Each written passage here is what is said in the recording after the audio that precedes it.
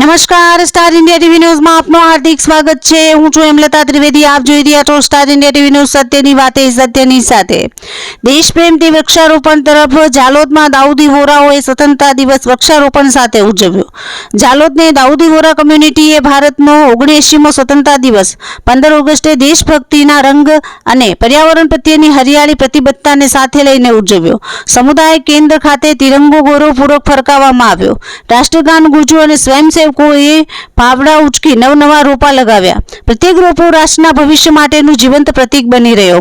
આ વર્ષની સત્તાવાર થીમ ભારતની સાંઘિક પરંપરાને ઉજાગર કરતી પ્રવૃત્તિઓ દ્વારા યુવાનોમાં ગૌરવ અને એકતા પ્રેરવા અને અનુરૂપ સમુદાય સભ્યોએ પર્યાવરણનું રક્ષણ કરવાની પ્રતિજ્ઞા લીધી, જેને તેઓએ સતત સેવા તરીકે નિભાવશે। જાલોદ પોલીસ સ્ટેશન અને સુભાષચંદ્ર બોઝ સ્કૂલ ખાતે 21થી વધુ વૃક્ષોના રોપા લગાવ્યા।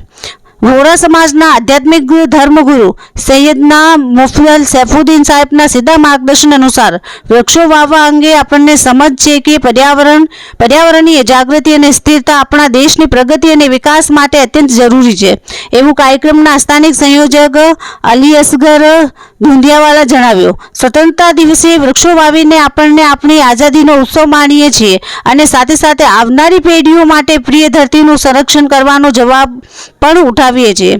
આ રાષ્ટ્રીય સ્તરના વૃક્ષારોપણ અભિયાનનું આયોજન પ્રોજેક્ટ રાઇઝના અંતર્ગત કરવામાં આવે છે, જે દાઉદી વોરા સમુદાયનું વૈશ્વિક પરોપકારી મંચ છે અને તેને બુરહાની ફાઉન્ડેશનનો સહયોગ મળ્યો છે, જે 2.5 દાયકાથી વધુ સમયથી પર્યાવરણીય સ્થિતિસ્થાપકતા અભિયાન માટેનું જાણીતી છે। તેમાં પાણી બચાવ, કચરો વ્યવસ્થાપન અને જૈવ વિવિધતા પુનઃસ્થાપન જેવા અભિયાનનો સમાવેશ થાય છે। સ્ટાર ઇન્ડિયા ટીવીનો જાલોદ રિપોર્ટર પંકજભાઈ પંડિત, જિલ્લા દાહોદ।